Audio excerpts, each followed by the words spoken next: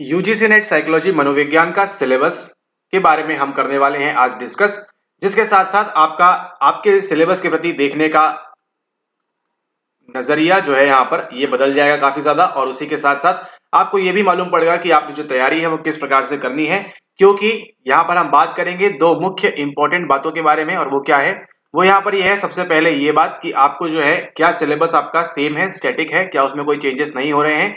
और उसी के साथ साथ हम यहाँ पर बात करने वाले हैं उसके अंदर कौन कौन से नए टॉपिक यहाँ पर इंक्लूड किए जा रहे हैं जो आपके सिलेबस में कहीं भी मेंशन नहीं है। तो वीडियो को अंत तक देखना ना भूलें। उसके पहले अगर अभी तक आपने ये बुक को नहीं अवेल किया है तो इसको आप अवेल कर सकते हैं बिल्कुल फ्री में। क्या करना है आपको, नीचे टेलीग्राम का लिंक दिया हुआ है, वहां से जाके आप ये पुस्तक को ले सकते हैं, जिसके अंदर आपको पेपर 1 और पेपर 2 के सभी पीवाईक्यूज जो है आपको यहाँ पर मिलते हैं कंप्लीटली फ्री। और ये मिलते हैं आपको 2019 से लेकर 2024 तक। और आगे भी अगर आप टेलीग्राम ग्रुप में रहते हैं तो आपको ये अपडेटेड वाली पीडीएफ है जो आपको हर साल ये मिलती जाएगी। और आपको ध्यान रखना है कि इसका फायदा उठाते हुए, जिस भी सेशन में आप ये वीडियो देख रहे हैं, आपको ये फायदा उठाते हुए इस बुक के सभी सवालों को आपको यहाँ पर प्रैक्टिस कर लेना है, ठीक है। उसी के साथ साथ आपको मालूम है, देखिए जैसे मालूम चल रहा है आपको यहाँ पर कि आ रही है आपकी दिवाली, तो दिवाली में देख ले आप लोग के लिए यहाँ पर ग्रैंड ऑफर निकल के आ रहा है, और जिसके अंदर आपको जो है यहाँ पर ₹3000 से 2500 तक का आपको यहाँ पर डिस्काउंट मिलेगा, ठीक है। इस बात को आप यहाँ पर ध्यान रखें, जो भी आप अगर कोर्स परचेज करते हैं, ठीक है। 3 प्रकार के बैच है आपको मालूम है, उसकी डिटेल्स आप देख लीजिएगा टेलीग्राम ग्रुप में। तो उसके अंदर आपको जो है 3000 से लेके 2500 तक आपको डिस्काउंट मिलेगा केवल आपके 31 अक्टूबर तक, ठीक है। अगर आप चाहते हैं तो नीचे दिए गए नंबर पर संपर्क करके व्हाट्सएप पे आप बाकी की जानकारी वहां से ले सकते हैं, लेकिन टेलीग्राम पे ज्वाइन करना आप बिल्कुल ना भूलें। तो देखिए हम यहाँ पर चलते हैं आपके सिलेबस के ऊपर, और सिलेबस में आपका सबसे पहले हम उठाते हैं यहाँ पर आपकी यूनिट नंबर 1। अब यहाँ पर देखिए इसको हम डिस्कस करेंगे कंप्लीटली इंग्लिश में। क्यों यहाँ पर, क्योंकि देखिए हिंदी में अगर आप पढ़ रहे हैं तो आपको देखिए एक बात का आपको ध्यान रखना है कि आपको अंग्रेजी भी आनी चाहिए, क्योंकि इस बार देखा गया है कि आपके जो 2024 का पेपर हुआ था इसके अंदर आपको जो है काफी ज्यादा अंग्रेजी के टर्म्स दिए गए थे केवल हिंदी की स्क्रिप्ट के अंदर, ठीक है। यानी हिंदी भाषा में उसको ट्रांसलेट भी नहीं किया गया है, सेम टू सेम वैसा का वैसा ही लिख दिया गया है। से मान के चलिए यहाँ पे क्या लिखा है, इमरजेंस लिखा हुआ है, तो कैसे लिखा मिलेगा आपको, इमरजेंस, ठीक है। इस प्रकार से आपको जो है देखा हुआ मिलेगा आपको पेपर के अंदर। तो आपको जो है हिंदी और अंग्रेजी दोनों की आपकी जो है टर्मिनोलॉजी आपको बननी चाहिए, लेकिन आपको एक बात का ध्यान रखना है कि जो कंसेप्ट है वो आपको समझना पड़ेगा हिंदी के अंदर की होती क्या चीजें हैं, यहाँ पर इमरजेंस का मतलब क्या होता है। लेकिन आपको हिंदी और इंग्लिश का दोनों का यहाँ पर भाषा का नॉलेज होना चाहिए कि किस प्रकार से पूछ रहे हैं, ताकि आपको एग्जाम में 2 मार्क्स आपको आसानी से मिल सके, और आपकी जो नंबर है केवल भाषा के अभाव के कारण आप वहां पर 0 मार्क्स स्कोर करके ना आए। तो सबसे पहले देखिए यहाँ पर इमरजेंस ऑफ साइकोलॉजी की हम बात करेंगे। तो इसके अंदर देखिए यहाँ पे आपका जो है भगवत गीता से संबंधित सवाल पूछा गया है आपको इस बार। इंटीग्रल योगा से नहीं पूछा गया है, सूफिज्म से नहीं पूछा गया है, और आपके बुद्धिज्म से भी यहाँ पर नहीं पूछा गया है, ठीक है। कहां से सवाल पूछा गया है आपको पूछा गया है एकेडमिक साइकोलॉजी इन इंडिया। आप देख रहे हैं यहाँ पर एकेडमिक साइकोलॉजी इन इंडिया, और उसमें कौन सा वाला, पहला वाला पोर्शन, यानी कि प्री इंडिपेंडेंस एरा, यानी कि 1916 वाला जो सवाल आया था आपको यहाँ पर एन एन सेन गुप्ता वाला, उसकी यहाँ पर बात हो रही है। प्री इंडिपेंडेंस एरा यानी आजादी के पूर्व साइकोलॉजी में क्या हो रहा था, ठीक है। और उसके बाद देखिए यहाँ पर पोस्ट इंडिपेंडेंस एरा 1970s में क्या हो रहा था, टेस्टिंग वगैरह जो है बढ़ना शुरू हो गई, निमेंस वगैरह एस्टेब्लिश हुआ, और क्या क्या चीजें हुई वो आपको ध्यान रखना है आगे आने वाले एग्जाम पॉइंट ऑफ व्यू से, ठीक है। ये है आपका इमरजेंस ऑफ साइकोलॉजी। उसके बाद देखिए यहाँ पर वेस्टर्न की अगर हम बात करें तो वेस्टर्न में आपको देखिए क्या क्या याद रखना है। आपको ये जितने भी स्कूल्स है मेजर, जैसे यहाँ पर देखिए structuralism, functionalism, psycho analytical, gestalt, behaviourism, humanistic, existential, transpersonal, cognitive revolution, multiculturalism, ये जो है आपको ये सारे के सारे स्कूल्स के बारे में आपको जो है जानकारी होनी चाहिए काफी अच्छे से, क्योंकि सवाल आपको यहाँ से बना सकते हैं। इस बार देखा गया है आपके यहाँ पे 9 से 10 सवाल आए थे इस बार यूनिट नंबर 1 से, ठीक है। और उनमें से आपका एक भी कोई सवाल आपका रिपीटेड नहीं था, वो आपको ध्यान रखना है, ठीक है। और यहाँ पर देखिए वुंड के बारे में आप जानते हैं, फ्रॉइड के बारे में, जेम्स के बारे में, डिल्थी के बारे में, इनके बारे में पहले 2019 में सवाल पूछते थे, आजकल यहाँ पर इन्होंने जो है सवाल का ट्रेंड जो है वो यहाँ पर कम कर दिया है, ठीक है। तो यूनिट नंबर 1 में वैसे कुछ खास दिक्कत नहीं है आपकी यहाँ पर।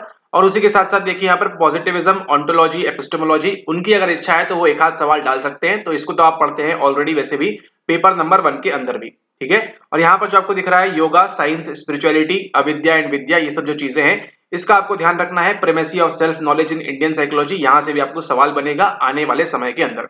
तो यहाँ पर अगर हम बात करें खास तौर पे यूनिट नंबर 1 की, तो यूनिट नंबर 1 में आपको जो सभी चीजें हैं उसको आपको पढ़ना है अच्छे तरीके से, काफी इंपॉर्टेंस देते हुए आपको जो है सभी टॉपिक्स को। कुछ जो टॉपिक्स हैं इसको कैसे करेंगे आप करेंगे उसको केवल पीवाईक्यू बेस्ड, जो पीवाईक्यू में आया हुआ है उसको आपने हंसी खुशी कर लेना है। ज्यादा इसमें आप पढ़ेंगे तो आप क्या करेंगे, आप अपना ही नुकसान यहाँ पर करके बैठेंगे। फिर आगे चलते हैं, यहाँ पर हम अगली जो है हमारे पास वो है रिसर्च मेथोडोलॉजी, और आपके करियर की, आपके एनटीए यूजीसी नेट की सबसे द मोस्ट इंपॉर्टेंट यूनिट। ठीक है, द मोस्ट इंपॉर्टेंट यूनिट कौन सी है आपकी? द मोस्ट इंपॉर्टेंट यूनिट है आपकी यूनिट नंबर सेकंड, यहाँ पर आपके एनटीए यूजीसी नेट साइकोलॉजी की। एक चक्कर आप जो है यूनिट नंबर 9 को भूल जाइए, लेकिन यूनिट नंबर सेकंड में आपको अव्वल होना ही पड़ेगा। और आप देखिए, जिन भी लोगों का नेट हुआ है, जिन भी लोगों का बेसिकली जो जेआरएफ जो करते हैं, उनके लिए बहुत ज्यादा जरूरी हो जाता है कि यूनिट नंबर सेकंड के सभी क्वेश्चंस को ऑन एन एवरेज वो जो है अच्छा परफॉर्म करे उसके अंदर। ठीक है, तो यहाँ पर देखिए प्रत्येक शब्द का मीनिंग है, रिसर्च क्या होती है, मीनिंग क्या है, पर्पस क्या है, और डिमेंशंस क्या है, किस किस आयामों में आप जो है रिसर्च कर सकते हैं इस्तेमाल। फिर यहाँ पर देखिए रिसर्च प्रॉब्लम, यहाँ से देखिए आपको सवाल पूछा गया है वेरिएबल से, ऑपरेशनल डेफिनेशंस और हाइपोथेसिस। अब यहाँ पर देखिए आप हाइपोथेसिस के अंदर क्या करते हैं, आप कौन सा नल होता है, कौन सा अल्टरनेटिव होता है, और क्या क्या होते हैं वो आप पढ़ रहे हैं। लेकिन इस बार क्या पूछा, सिंपली पूछा what is a good hypothesis. तो आपको यहां से अपनी जो है बेसिक से आपको एडवांस तैयारी करनी है, इस बात को आप यहाँ पर ध्यान रखेंगे काफी अच्छे तरीके से। ठीक है, कि हाइपोथेसिस के बारे में कितने प्रकार के होते हैं वो तो हमको मालूम है, लेकिन एक अच्छे हाइपोथेसिस के कौन कौन से गुण हैं वो भी आपको ध्यान रखना है समय के साथ। ठीक है, अब यहाँ पर देखिए लिखा हुआ है सैंपलिंग। तो पूछ लेंगे अगली बार कि आपसे बताइए अच्छी सैंपलिंग क्या होती है, उसके टाइप्स पूछने के बजाय कोटा, नॉन वर्बल, वर्बल क्या क्या होती है सैंपलिंग के अंदर। ठीक है, वो सब छोड़ के आपसे क्या पूछ लेंगे, सिंपली पूछ लेंगे आपसे कि सैंपलिंग होती क्या है। उसके साथ देखिए यहाँ पर ethics in conducting and reporting research. तो अगर अभी तक आप देखेंगे रिपोर्टिंग रिसर्च से आज तक सवाल नहीं पूछा गया है, यहां से आपको आज तक सवाल नहीं पूछा गया कि आप रिपोर्ट को रिसर्च कैसे करेंगे, मतलब रिसर्च को रिपोर्ट कैसे करेंगे। ठीक है, हाँ एथिक्स इन कंडक्टिंग से आपको पूछा गया, तो आपको अलर्ट रहना है कि आपको सवाल अब यहां से देखने को मिलेगा, एक सवाल आपको देखने मिल सकता है हर बार। आपको ये प्रिपेयर रहना है मेंटली, यहाँ पर रिपोर्टिंग रिसर्च से आज तक सवाल नहीं पूछा गया है, पूछा गया तो एक हजार बात कभी पूछा गया हो, लेकिन ऐसे नहीं पूछा है। ठीक है, लेकिन एथिक्स के बारे में आपको ध्यान रखना है कि एपीए ने क्या क्या बोला हुआ है, वो सब चीजें आप यहाँ पर ध्यान रखेंगे। उसी के साथ देखिए अगली हम बात करें यहाँ पर पैराडिग्म की, पैराडाइम की। ठीक है, क्वांटिटेटिव, क्वालिटेटिव और मिक्स मेथड। अब ये सब देखिए आप पढ़ते हैं पेपर नंबर 1 के अंदर भी। ठीक है, ये सब आपको पेपर 1 के अंदर ही पढ़ना है, तो इसमें तो आपको क्या होना चाहिए, इसमें आपको मास्टर होना चाहिए। और अगर आपने हमारी रिसर्च सीरीज देखी हुई है, पढ़ा हुआ है उससे, तो आपको कोई भी समस्या नहीं आएगी। बच्चे जो है सेकंड के साथ साथ पेपर 1 को भी आराम से सॉल्व कर लेते हैं, जो रिसर्च वाला पोर्शन है, एक बार वो रिसर्च सीरीज कंप्लीट करने के बाद। ठीक है, तो आपको ध्यान रखना है ये सभी टॉपिक्स आपके लिए इंपॉर्टेंट है। यूनिट नंबर सेकंड का कुछ भी चीज लिखा हुआ है, पावर एनालिसिस भी लिखा हुआ है, ये भी इंपॉर्टेंट है, बाई सीरियल लिखा हुआ है इंपॉर्टेंट है, पॉइंट बाई सीरियल लिखा हुआ है इंपॉर्टेंट है, यानी कि इसके अंदर कितने टॉपिक्स हैं, कितने वर्ड्स हैं, यहाँ पर अगर आप देखेंगे, एंड इसी वजह से आपकी जो है बड़ी यूनिट हो जाती है। यहाँ पर बात करें 1 2 3 4 5 6 7 8 9 10 11, यहाँ पे देखिए 11 टॉपिक आपको पढ़ते हैं।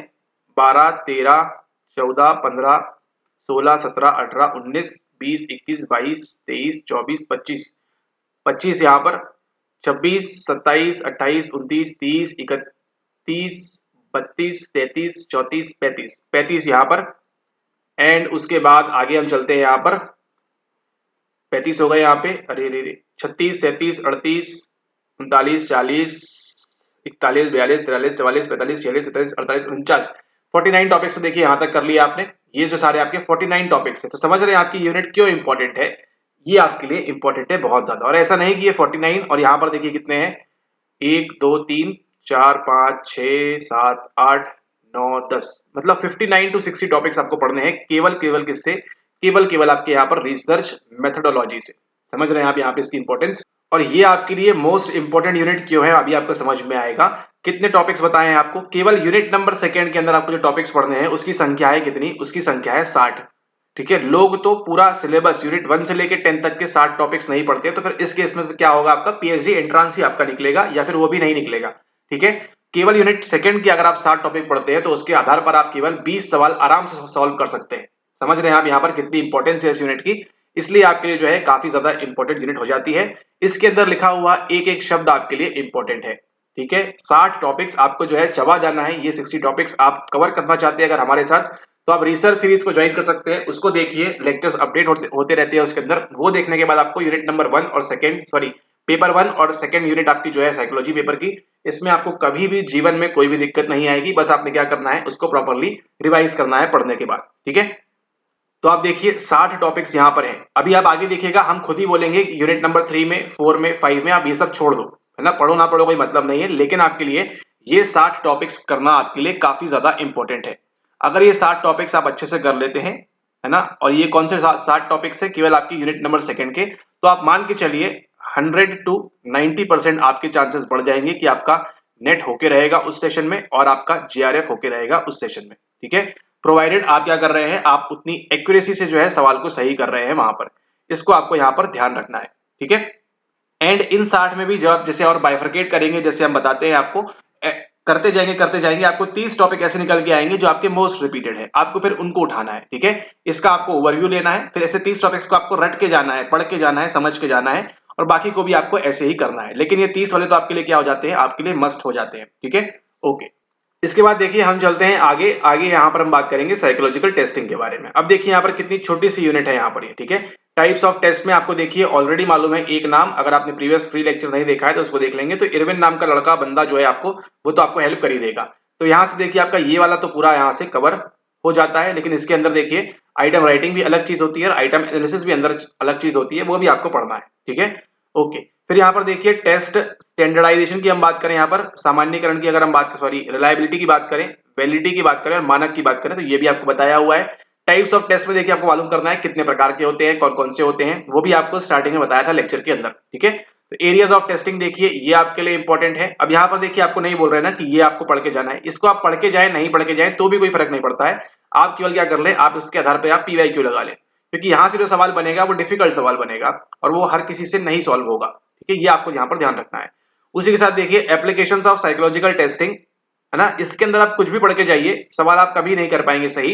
वो आपके किस पे डिपेंड करता है, आपके लक के ऊपर डिपेंड करता है कि आप जो पढ़ के गए उससे आपको सवाल मिल गया तो आप इसको सही कर लेंगे ये वाले टॉपिक से पर्टिकुलरली। ठीक है, तो इसके अंदर आपको क्या पढ़ना है, यूनिट नंबर 3 के अंदर आपको यहाँ पर पढ़ना है types of test, test construction किस प्रकार से होता है, टेस्ट स्टैंडर्डाइजेशन कैसे होता है और कौन कौन से एरियाज ऑफ टेस्टिंग। अब यहाँ पर देखिए ये थोड़ा बहुत जो है सिमिलर हो जाता है यहाँ पर। ठीक है, अब यहाँ पे बात करें ग्रुप की होती है, नॉन वर्बल वर्बल, वो सब चीजें आप ध्यान रखें। और एटीट्यूड स्केल, मतलब ये आपके लिए मोस्ट आईएमपी है और अगर आप ये पढ़ सकते हैं तो पढ़ लीजिए, है ना, आपका बेनिफिट यहाँ पर हो जाएगा। क्योंकि अगर आप यहाँ पर देखेंगे सिमेंटिक डिफरेंशियल स्केल से रिसेंट टाइम्स में केवल एक सवाल पूछा गया है, वो भी आपके कैंसल पेपर के अंदर।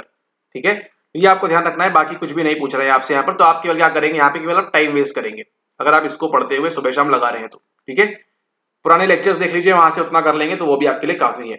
लेकिन यहाँ पे आपको जो 7 टॉपिक्स बताए गए हैं वो आपके लिए काफी ज्यादा इंपॉर्टेंट है और वो आपको हेल्प करेंगे कहां पर, वो आपको हेल्प करेंगे पेपर नंबर 1 के अंदर भी। उसके बाद देखिए अगला है 4th topic, biological basis of behaviour, जिसके अंदर आपको पढ़ना है sensory system, general and specific sensations, receptors and processes. तो यहां से जो सवाल पहले पूछ रहे थे आई की वर्किंग बताइए, ईयर की वर्किंग बताइए, वहां से सवाल देखिए उस पैटर्न को कम कर दिया है। अब सीधा सीधा पूछ रहा है माइलिन शीथ वगैरह यहाँ पर आएगा, लेकिन सीधा सीधा क्या पूछ रहे हैं आपसे, ओलिगोडेंड्रोसाइट्स वगैरह। तो यहाँ पर आप देख रहे हैं इनमें से आपको कुछ भी सवाल नहीं पूछ रहे हैं अभी वो। ठीक है, ये जो पोर्शन है यहाँ से आपको सवाल कम कर दिया है, तो आपने क्या करना है, इसको पीवाईक्यू बेस कर लेना है और यहाँ पे आपने जो है डीप स्टडी करनी है इसके अंदर। क्या न्यूरॉन्स होते हैं, क्या स्ट्रक्चर होता है, फंक्शंस, टाइप्स, यहाँ से सवाल बन रहे हैं इस बार।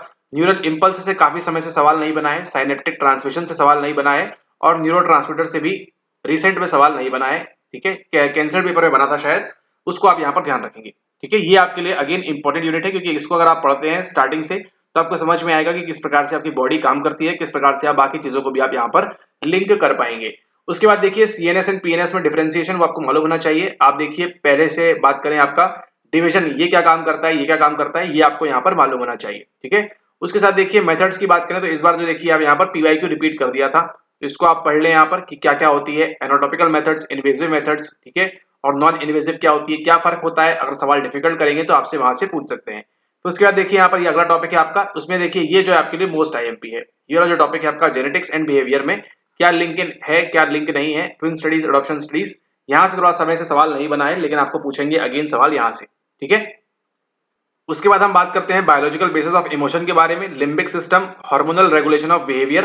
तो ये थोड़ा बहुत आप करें ना करें कुछ फर्क नहीं, सवाल नहीं बन रहा है, यहाँ से सवाल नहीं बन रहा है, हंगर से नहीं बन रहा है, थर्स्ट से, स्लीप से एंड सेक्स से काफी समय से यहाँ पे सवाल नहीं बना है। मस्कुलर एंड ग्लैंडुलर से आपका सवाल बन सकता है। तो इसमें पढ़ना क्या है, आपको पढ़ना है इसमें देखिए आपको ओवरव्यू है।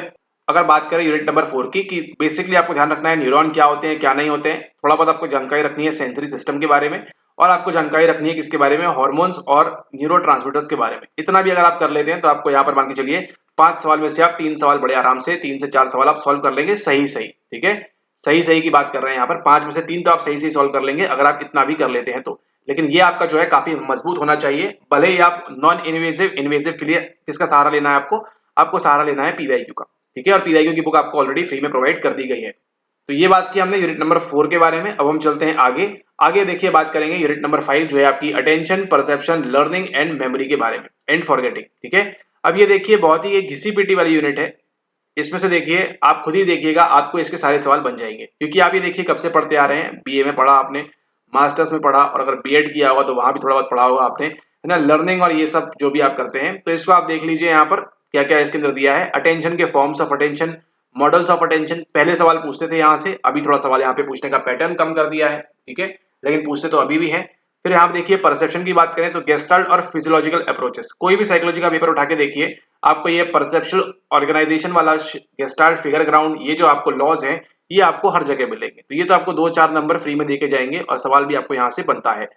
फिर यहाँ पर देखिए perceptual constancy, size, shape and colour, illusions के बारे में देखिए, आपको सवाल काफी समय से नहीं बना है, आगे आप तैयार रहिएगा, बनेगा सवाल आपको यहाँ से। ठीक है, उसके बाद देखिए परसेप्शन क्या होता है, फॉर्म, डेप्थ, मूवमेंट, तो आपसे पूछ लेते हैं किसने कौन सी स्टडी की है, एंड उस प्रकार से आपको बाकी की चीजें भी यहाँ पर पूछ लेते हैं। फिर यहाँ पर देखिए इस बार सवाल पूछा है आपको सिग्नल डिटेक्शन थ्योरी से, काफी समय से 2019 से आपको सवाल नहीं पूछा गया था यहाँ से। ठीक है, और फिर देखिए यहाँ पर आपका जो सूक्ष्म अवधारणा, सबलिमिनल परसेप्शन की बात है, और वो सब चीजें जो है ये आपको अगेन पूछते रहेंगे। अब यहाँ पर देखिए लर्निंग प्रोसेस, ये तो आपको पूरा पढ़ के जाना है। यहाँ पे देखिए पूरा पोर्शन, ये जो पूरा पोर्शन है आपको ये पढ़ के जाना है आपको, इनमें से आप एक भी टॉपिक यहाँ पर नहीं छोड़ सकते। और यहाँ पर देखिए रिसेंट ट्रेंड्स लिखा हुआ है, और यहीं पर देखिए 18 जून से जो पेपर का ट्रेंड चेंज हुआ है वो यही से होता है, पहला पॉइंट। ठीक है, पॉइंट ऑफ कांटेक्ट पीओसी 1 की अगर हम बात करें, यहाँ से देखिए आपको न्यूरोफिजियोलॉजी ऑफ लर्निंग से आपको सवाल देखने मिलेगा। ठीक है, कि कैसे लर्निंग में क्या होता है, एमिगडाला जो सवाल आया था आपका एक गलत वाला, ठीक है, वो पूछा गया था वहां से, तो उस प्रकार से आप उसको यहाँ पे लिंक कर सकते हैं कि यहाँ से आपको सवाल पूछा गया है। ठीक है, उसी के साथ साथ देखिए अगर हम यहाँ पर बात करें लर्निंग की, और यहाँ पर देखिए आपको पीओसी 2 भी मिलेगा, यहाँ पर पॉइंट ऑफ कॉन्टेक्ट 2, और वो क्या है, वो यहाँ पर ये है कि आपके लिए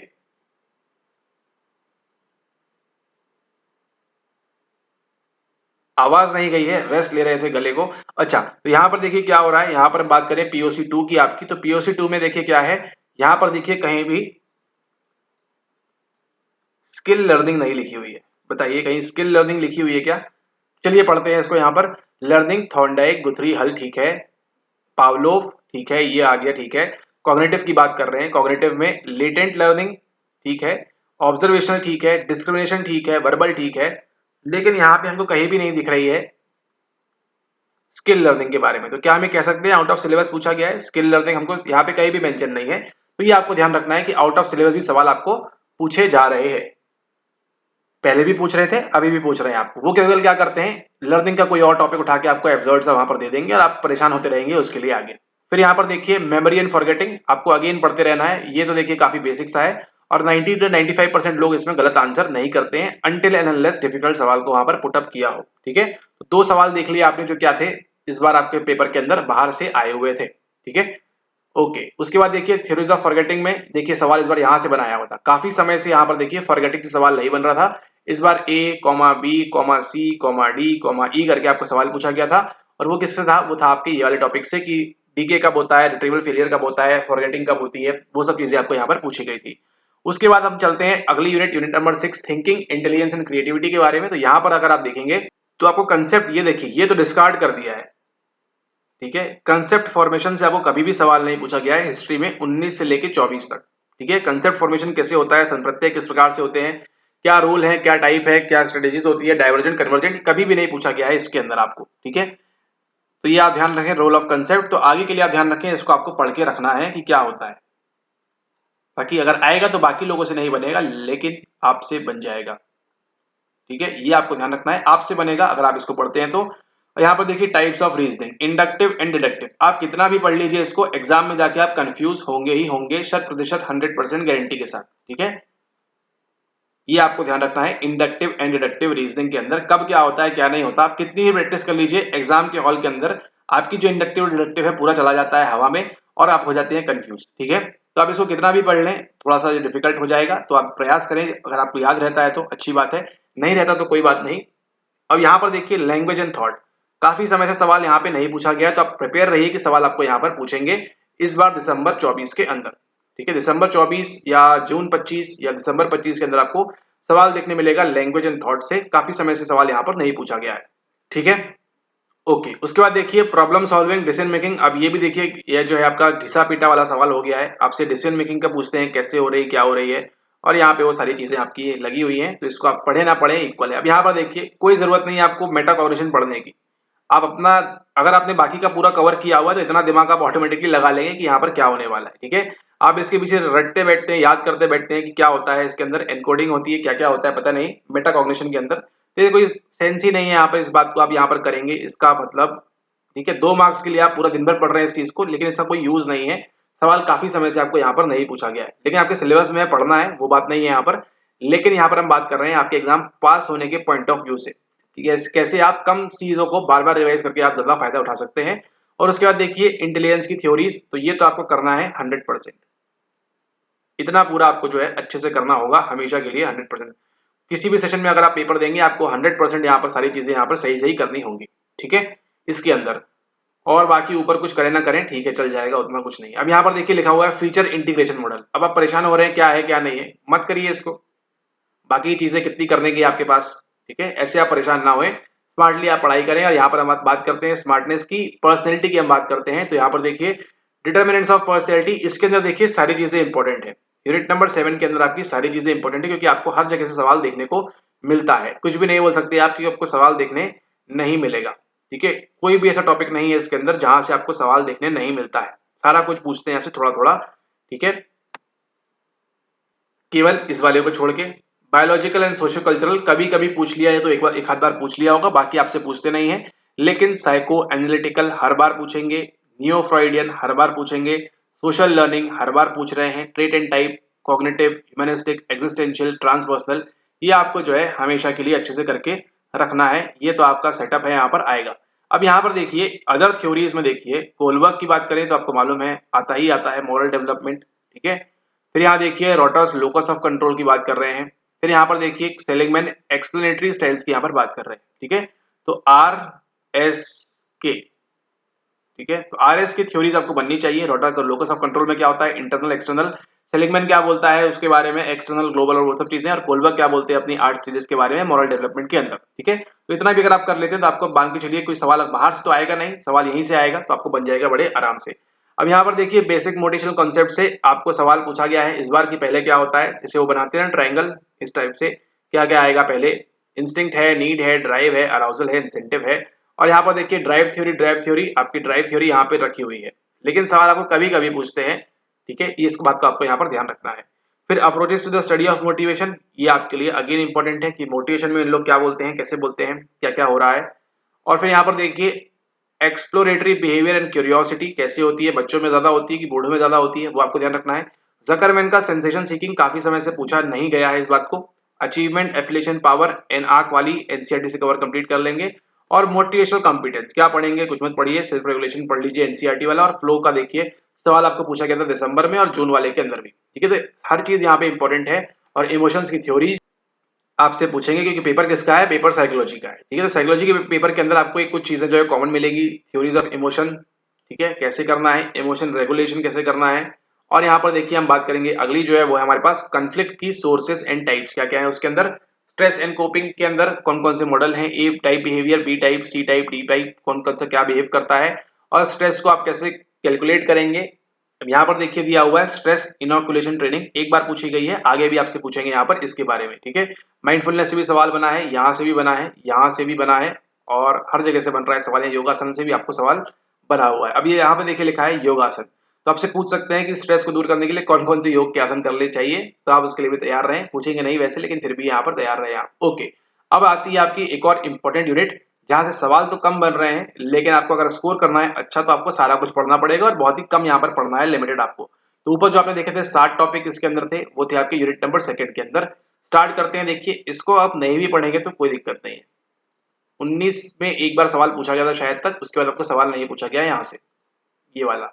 अब आप क्या पढ़ेंगे, सोशल साइकोलॉजी का नेचर क्या हो सकता है बताइए, कि समाज में कुछ कुछ करना है, स्कोप क्या है, समाज को बढ़िया करो। और हिस्ट्री क्या होगी कि जब से स्टार्ट हुआ होगा वो थोड़ा बहुत, ठीक है। तो हिस्ट्री ऑफ सोशल साइकोलॉजी तो आपकी वहीं पर आ गई ना, यूनिट नंबर 1 के अंदर भी, वहां भी तुम कह सकते हैं कि वहां भी आ रही है, लिंक हो रही है वहां से, ठीक है, ओके। अब यहाँ पर देखिए ट्रेडिशनल थियोरेटिकल पर्सपेक्टिव में आपकी आती है फील्ड थ्योरी, यहाँ पे जो आपको रिपीट कर रहे हैं सवाल पिछले 2-3 बार से। सीडी थ्योरी आ रही है आपकी, एस सोशल बायोलॉजी थ्योरी आ रही है, साइकोडायनेमिक अप्रोच और सोशल कॉग्निशन थ्योरीज यहाँ पर आ रही है। कौन कौन सी आपको यहाँ पर है इसको ध्यान रखना है। उसके बाद देखिए यानी कितने होगा यहाँ पर अगर हम बात करें तो जो आपके इंपॉर्टेंट टॉपिक्स हैं 1, 2, 3, 4 और 5। तो 5 यहाँ पर आ गए आपके। एंड देन यहाँ पर देखिए परसेप्शन के अंदर attitude and it's change 6 with in cultural context और 7 यहाँ पर आ गए आपके। उसके बाद यहाँ पर देखेंगे ग्रुप एंड सोशल इन्फ्लुएंस के अंदर 8, 9, इन्फ्लुएंस के अंदर 10, 11, 12। अब यहाँ पर देखिए परसुएशन से सवाल बना था कि नहीं बना था इस बार, यहाँ पर आप बताइए, है ना। तो सिलेबस से तो सवाल पूछ रहे हैं और बाहर से भी पूछ रहे हैं। 13, 14, 15, 16, 17, 18, 19, 20। अब यहाँ पर देखिए लीडरशिप स्टाइल से नहीं पूछा गया है, लेकिन इतना बढ़िया लेक्चर बनाया हमने। अब सवाल पूछेंगे आपसे, कितने हो गए थे? 18। फिर इंटर ग्रुप में देखिए यहाँ पे 18 लिख लेते हैं। फिर यहाँ पर देखिए minimal group experiment and social identity theory, देखिए सवाल बना था ना इस बार यहाँ से, 21 के अंदर ही बना था, ठीक है। 19, 20, 21, 22, 23, 24, 25 ये टॉपिक्स हो गए आपके। एंड देन यहाँ पे कुछ भी पढ़िए आप, कोई मतलब नहीं है, ये क्या पढ़ेंगे आप, ठीक है। 26, 27, 28, 29, 30 टॉपिक्स आपके जो है यहाँ पे किसके हैं, ये आपके सोशल साइकोलॉजी के हैं। केवल टॉपिक्स की बात कर रहे हैं, इसके अंदर और जो जो अंदर जुड़ता जाएगा वो तो अलग ही है, ठीक है। लेकिन 30 का आपको एटलीस्ट ओवरव्यू तो होना चाहिए एग्जाम के पूर्व। इसको आप करने बैठेंगे तो 60-70 आराम से पहुंचेंगे इसके अंदर भी, क्योंकि प्रो सोशल बिहेवियर भी अपना उतना ही नहीं है, इसके अंदर भी 3-4 थ्योरीज हैं आपको पढ़नी है भी आगे जाकर, ठीक है। इसको आप यहाँ पर ध्यान रखें। लेकिन 30 टॉपिक का आपको ओवरव्यू तो होना चाहिए एग्जाम से पूर्व। तो लेकिन अगर आपको 30 टॉपिक का ओवरव्यू नहीं है तो आप मान के चलिए नंबर आपके जो है कम हो सकते हैं। अगर पीवाईक्यू रिपीट हुआ तो आपको नंबर मिल जाएगा, लेकिन बाहर से टॉपिक अगर आपको फेंका गया तो आपको वहां पर दिक्कत आएगी, क्योंकि आपको जो है लिंक नहीं है यहाँ पर कि कहाँ से क्या चीजें आपको पूछ रहे हैं, ठीक है। इसको आपको यहाँ पर ध्यान रखना है। ये आपके 30 टॉपिक्स हैं इसके अंदर, यानी अगर हम बात करें 60 टॉपिक्स आपके यूनिट नंबर सेकंड के। आप इसको लिख सकते हैं अपनी नोटबुक में, ताकि हम कभी लेक्चर में बोलें आपको तो आपको फटाक से लिंक हो जाए, क्लियर हो जाए आपको। और यहाँ पे आपके 30 टॉपिक, इसके 30 टॉपिक आपकी यूनिट नंबर 8 के, यानी कि सोशल साइकोलॉजी, यानी कि 90 टॉपिक्स तो आपके केवल यही हो रहे हैं। इस प्रकार से अगर आपने सिलेबस को ब्रेक डाउन करके अगर आप पढ़ाई करते हैं तो बताइए फिर आपको कौन रोकेगा। फिर अगला देखिए, यहाँ पर अगली बात करने वाले हैं ह्यूमन डेवलपमेंट एंड इंटरवेंशंस के बारे में, ठीक है। ओके, तो डेवलपमेंटल प्रोसेस में देखिए आपका यहाँ पर नेचर क्या है, प्रिंसिपल क्या है, factors in development, stages of development, successful ageing. यहाँ देखिए जून 2023 में सवाल यहाँ से पूछा गया, ठीक है। तो आपको जो पेपर सेट होता है वो आपके सिलेबस से ही होता है, बाहर कहीं से नहीं होता। बस ये है कि आप उसको देख नहीं पाते कि सिलेबस में हमको कहाँ पर दिया हुआ है, ठीक है। थ्योरीज ऑफ डेवलपमेंट में देखिए ये है कुछ आपकी थ्योरीज हैं, और आपके एस्पेक्ट ऑफ डेवलपमेंट में देखिए ये सब आपको यहाँ पर दिया हुआ है, तो ये तो आपको करना ही है। अब यहाँ पर देखिए साइकोपैथोलॉजी दी हुई है, इसके अंदर कंसेप्ट है, एमएससी है, पूछते नहीं है कभी भी क्लासिफिकेशन, क्योंकि ये एमफिल का पेपर तो है नहीं, और कॉजेज वगैरह भी यहाँ पर। तो यहाँ पर देखिए करते क्या है वो, साइकोपैथोलॉजी के अंदर आपको सिर्फ केवल कंसेप्ट पूछते हैं, क्लासिफिकेशन पूछते हैं और कॉजेज पूछते हैं। ये आपको कभी नहीं पूछा गया है और शायद पूछेंगे भी नहीं कभी, अभी ऐसा लग रहा है, ठीक है। कंसेप्ट भी नहीं पूछते, केवल कॉजेस पूछते हैं, क्लासिफिकेशन पूछते हैं, यानी कि आपके डिसऑर्डर्स वगैरह जो आपके हैं वो यहाँ से उठा के आपको फेंकते हैं, कि डिसऑर्डर्स वगैरह आपको देखिए यहाँ से उठा के फेंकते हैं कि कौन सा एंटी सोशल है, स्किज़ोफ्रेनिया के बारे में है, वो सारी चीजें जो है आपको यहाँ से करने के लिए मिलती है, ठीक है। अब यहाँ पर देखिए इसके अंदर पूरा DSM 4-5 पूरा पढ़ा हुआ है। आप कितना पढ़ते बैठेंगे आप इसके अंदर, सारा कुछ नहीं पढ़ना, कॉमन पढ़ लेना है आपने, उसके अलावा आपने जो है ज्यादा परेशान नहीं होना है। अब यहाँ पर देखिए साइकोथेरेपीज की बात करें तो यहाँ पर अलग अलग थेरेपीज हैं काफी, आपका देखिए इसमें से आपको हर जगह सवाल पूछा है। और यहाँ पे देखिए ट्रांजैक्शनल एनालिसिस यहाँ पर लिखा हुआ है, ठीक है। ये लिखा हुआ है आपका टीए के बारे में, और यहाँ देखिए आपका डीबीटी लिखा हुआ है। आर्ट थेरेपी भी पूछा गया है इस बार, परफॉर्मिंग आर्ट थेरेपी नहीं पूछा हुआ है, फैमिली थेरेपी भी आपको पहले पूछा हुआ है। तो यहाँ पर देखिए ये जो सारे टॉपिक्स हैं आपके, ये अगेन इंपॉर्टेंट हो जाते हैं आपके लिए। सारी की सारी थेरेपीज आपकी जो है ये आपने करके जानी है एग्जाम से पूर्व। उसके बाद देखिए applications of theories of motivation and learning in school, ये तो आप ऐसे ही कॉमन सेंस से कर लेंगे। Factors in educational achievement, teacher effectiveness क्या होता है तो बन ही जाएगा आपसे। और गाइडेंस इन स्कूल, अब ये देखिए इस टॉपिक को पढ़ने के लिए आपको अलग से कुछ नहीं करना है, जो आप ऊपर नीचे पढ़ रहे हैं उसी को थोड़ा दिमाग जोड़ तोड़ लगा के करेंगे तो आपको बन जाएगा यहाँ पर, ठीक है। ओके, अब यहाँ पर देखिए ये लिखा हुआ है आपका एक topic counselling process skills and techniques. अब यहाँ पर देखिए कहीं भी गेरार्ड ईगन का नाम नहीं दिया हुआ, लेकिन बार बार पूछ रहे हैं आपसे, ठीक है। इसी प्रकार से और कोई आ जाएगा फ्यूचर में और वो आपसे पूछते रहेंगे, ठीक है। तो इसका ये मतलब नहीं ना कि आप इतने से टॉपिक के लिए आप जो है बाकी का पूरा टाइम वेस्ट करेंगे अपना, जो आपको 60+30 टॉपिक्स पढ़ने हैं उसके पीछे, ठीक है। यहाँ से आपके 1-2 सवाल बनेंगे हार्डली, उसके पीछे आप क्या करेंगे, पूरा पूरा आप जो है काउंसलिंग की किताब और जो है यहाँ पर समझेंगे किसने क्या दिया है किसने क्या नहीं दिया हुआ है, ठीक है। तो ये आपको ध्यान रखना है इस प्रकार से। और आगे चलते हैं अपनी लास्ट यूनिट के अंदर, वो है हमारी इमर्जिंग एरियाज यहाँ पर। और इमर्जिंग काउंसलिंग वाला देखिए पोर्शन जितना आप कर सकते हैं करिए, लेकिन आपको ध्यान रखना है जितना आप पीवाईक्यू बेस्ड करेंगे उतना काफी है। और पीवाईक्यू बेस्ड ही आपका सवाल भी यहाँ से पूछा जाता है। गेरार्ड ईगन का अगर आपने पहले के वीडियोस देखे हमारे, उसको आप बड़े आसानी से इस पेपर के अंदर आप वहां पर सॉल्व कर सकते थे। अगला देखिए, अगला बात करेंगे जो है इमर्जिंग एरियाज, और ये जो होगा हमारा सिलेबस का last topic, issues of gender. ये आपका चलता रहता है, ठीक है, कि कौन सा सीलिंग इफेक्ट क्या होते हैं, क्लास के और वो सब जो है, पोवर्टी पहले पूछ रहे थे आपसे, अभी नहीं पूछ रहे हैं, डिसेबिलिटी के बारे में आपसे पूछ रहे हैं, और माइग्रेशन के बारे में, ठीक है, कल्चरल बाइस and discrimination, stigma, marginalisation and social suffering, ये आपसे पूछ रहे हैं। चाइल्ड अब्यूज के बारे में देखिए पूछा जाता है इस बार सवाल, जो आपका रेप वाला सवाल था वो यहाँ से आया हुआ था, और डोमेस्टिक वायलेंस का आपको यहाँ पर पूछते ही रहते हैं, लेकिन कभी ऐसा मेंशन नहीं किया उन्होंने अलग से।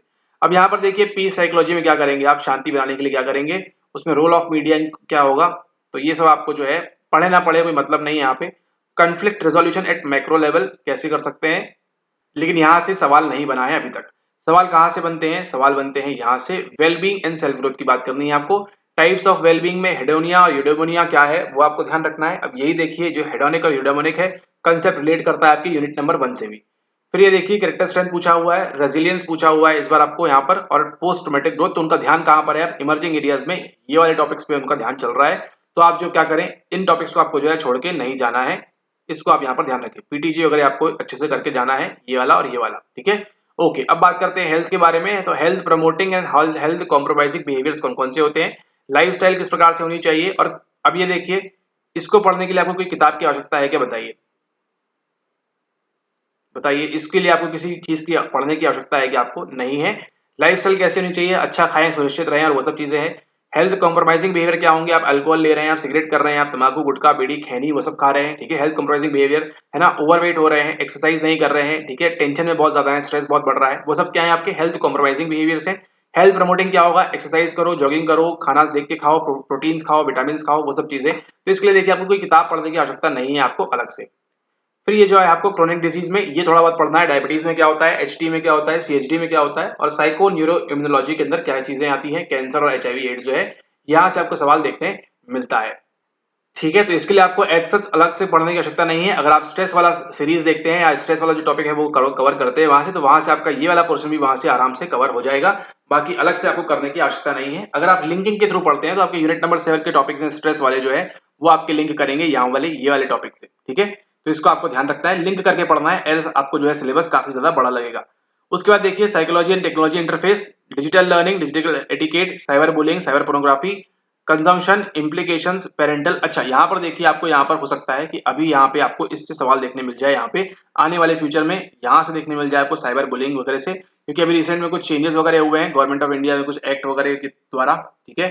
तो नोटिस वगैरह कुछ आया हुआ है, तो उसमें आप ध्यान रखें, इन टॉपिक्स को आपको जो है हॉट टॉपिक अभी यहाँ पर, तो इनकी संबंधित आपको सवाल पूछ सकते हैं। कंजम्पशन, इम्प्लीकेशंस और पेरेंटल मीडिएशन ऑफ यूजेस कैसे हो सकता है, ठीक है, किस प्रकार से चैट जीपीटी और वो सब चीजें आ रही है वो आपको यहाँ पर ध्यान रखना है। लेकिन इसके लिए आपको दिन रात नहीं पढ़ना है, आपको आपने एक दो बार टॉपिक का नाम देख लिया, आपने ओवरव्यू ले लिया, उतना आपके लिए काफी होगा।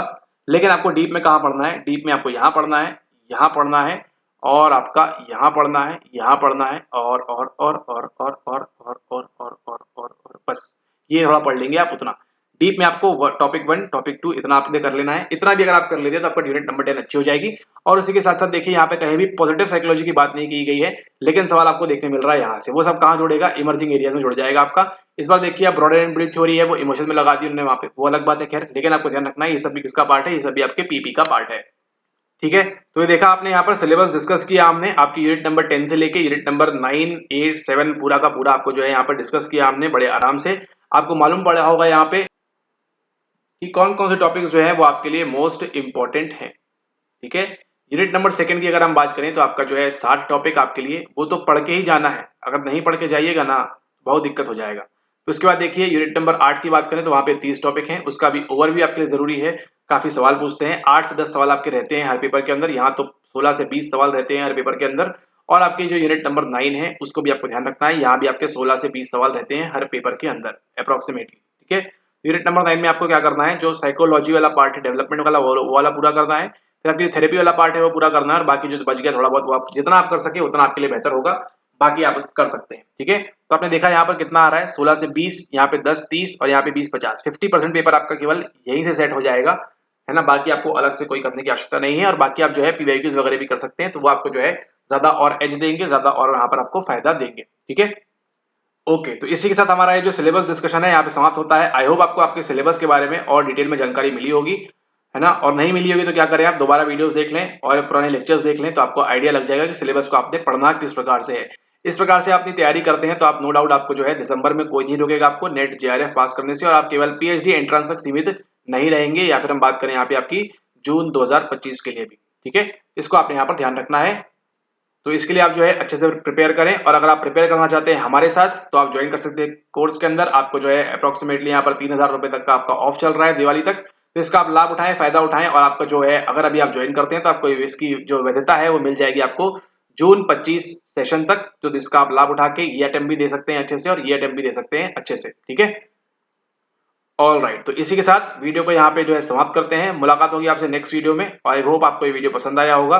फ्री पीडीएफ आप जो है टेलीग्राम चैनल पे उसको लेना आप ना भूलें, ताकि आप जो है एटलीस्ट आप जो है पीवाईक्यूज लगा के जाएंगे सारे के सारे, पेपर 1 प्लस पेपर 2 के भी। तब तक के लिए